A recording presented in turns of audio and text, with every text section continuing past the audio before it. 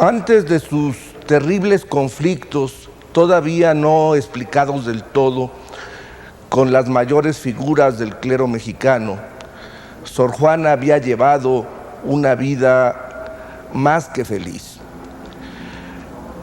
En su propia autobiografía, en sus poemas, en los testimonios que conocemos sobre ella, nos encontramos a una mujer muy querida, querida desde niña, en su casa, con su familia, querida posteriormente por parientes lejanos y ricos que la introdujeron a la Ciudad de México, querida por la corte de 4 virreyes, respetada por prelados y por sus propias compañeras de generación.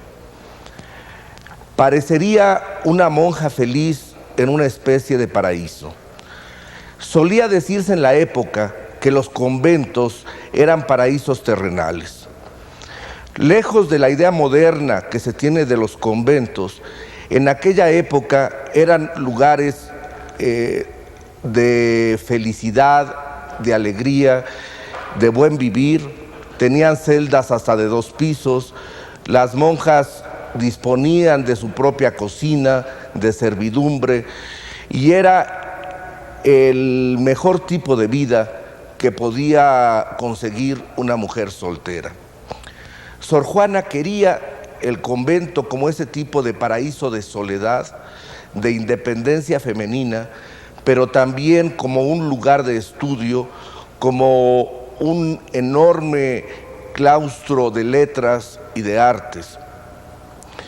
De modo que hasta 1690, que empieza a tener problemas con las autoridades clericales de la Nueva España y empiezan a ocurrir también graves tragedias en el país, conocíamos a una Sor Juana empeñada en la felicidad, una mujer dichosa que escribía una obra dichosa. Soneto. En perseguirme, mundo, ¿qué interesas? ¿En qué te ofendo cuando solo intento poner bellezas en mi entendimiento y no mi entendimiento en las bellezas?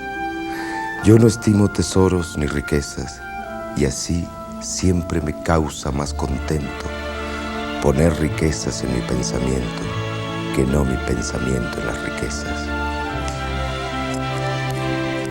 Y no estimo hermosura que vencida es despojo civil de las edades, ni riqueza me agrada fementida, teniendo por mejor en mis verdades consumir vanidades de la vida que consumir la vida en vanidades. Aunque se le reprochó a Sor Juana que se ocupara más de cosas mundanas que de las religiosas, su obra abunda en textos precisamente religiosos: autos, loas, villancicos, letras sacras, oraciones, prosas y poemas de tema religioso, y escritos con la finalidad de ayudar al culto en templos y conventos. ¿Por qué ese prejuicio de que la obra de Sor Juana no era suficientemente religiosa? Porque es alegre.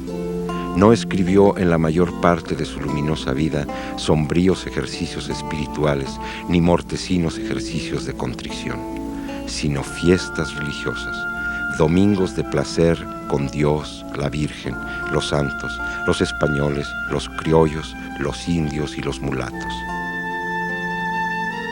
La religión católica que en otros duele, en ella brilla y sonríe.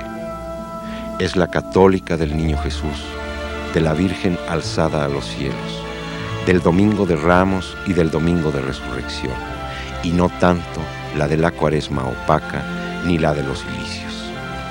Ella celebra al cielo en la tierra, como en este homenaje a San Pedro.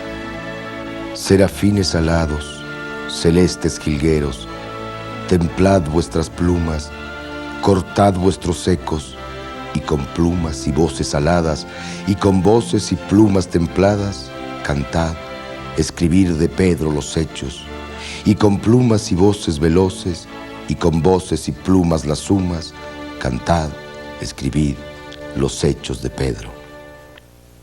En la época de Sor Juana, la poesía no era el género sentimental o de diversión en que se convirtió en siglos posteriores.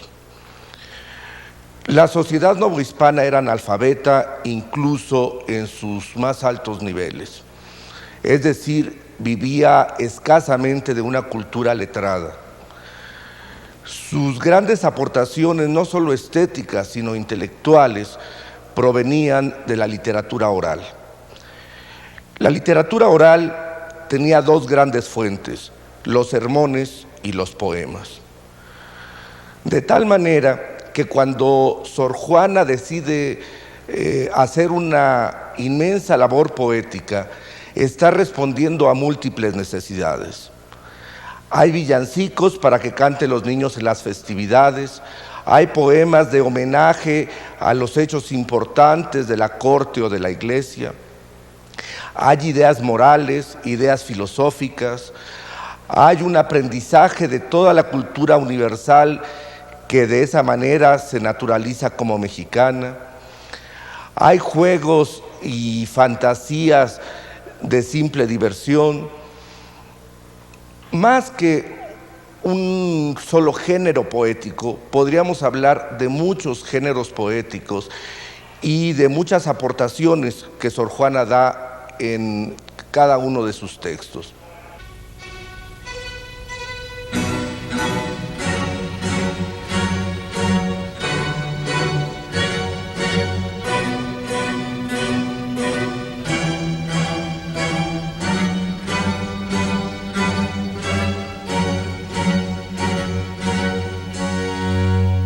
Entre las muchas cosas en que Sor Juana es excepcional, está la de haber escrito en su siglo una época de poesía de ingenio, lujos verbales, arquetipos y figuras frías y como deshumanizadas.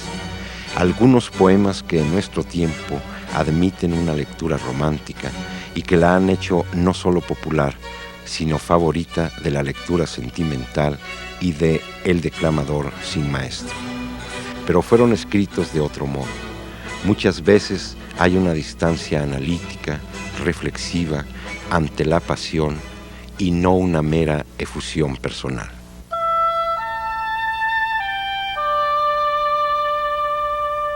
Esta tarde, mi bien, cuando te hablaba, como en tu rostro y tus acciones vía, que con palabras no te persuadía, que el corazón me vieses deseaba.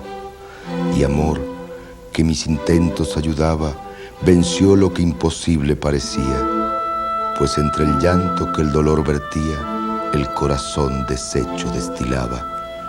Baste ya de rigores, mi bien, baste, no te atormenten más celos tiranos, ni el vil recelo tu quietud contraste, con sombras necias, con indicios vagos, pues ya en líquido humor viste y tocaste mi corazón deshecho entre tus manos.